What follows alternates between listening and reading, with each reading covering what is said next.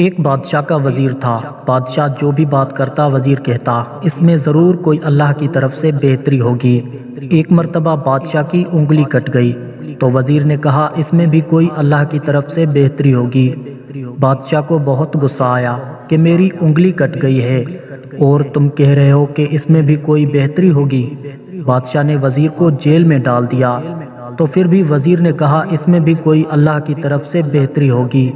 بادشاہ کو بہت غصہ آیا۔ ایک مرتبہ بادشاہ شکار کے لیے جنگل میں ایسی جگہ چلا گیا جہاں پر ایسے لوگ رہتے تھے کہ وہ لوگ سال میں ایک مرتبہ ایک آدمی کو ذبح کرتے تھے۔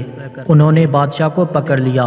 جب بادشاہ کو ذبح کرنے لگے تو انہوں نے دیکھا کہ بادشاہ کی انگلی کٹی ہوئی ہے۔ انہوں نے بادشاہ کو چھوڑ دیا کہ ہم ایسے شخص کو ذبح نہیں کرتے جس کے جسم کی کوئی بھی چیز کٹی ہوئی ہو یا خراب ہو۔ بادشاہ بہت خوش ہو کر واپس آیا اور حکم دیا کہ وزیر کو جیل سے نکال کر احترام سے ہمارے پاس لایا جائے۔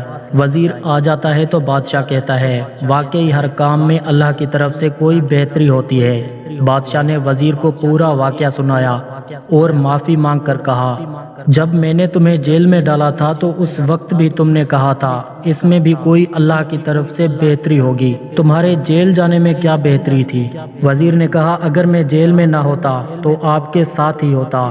آپ کی انگلی کٹی ہوئی تھی اس لیے ان جنگلیوں نے آپ کو چھوڑ دیا، مگر آپ کی جگہ وہ مجھے ذبح کر دیتے۔ دوستو، ہمارے اوپر جو بھی تکلیف آئے اس سے ہمیں مایوس نہیں ہونا چاہیے بلکہ اللہ کا شکر ادا کرنا چاہیے، کیونکہ چھوٹی چھوٹی تکلیفوں کے ذریعے سے اللہ ہمارے اوپر سے بڑی بڑی مصیبتیں ٹال دیتا ہے۔ ہمیں ہر حال میں اللہ کا شکر ادا کرنا چاہیے۔ کیا خوب شاعر کہا ہے، اے انسان تقدیر کے لکھے پر کبھی شکوہ نہ کیا کر، تو اتنا عقل مند نہیں کہ رب کے ارادے کو سمجھ سکے۔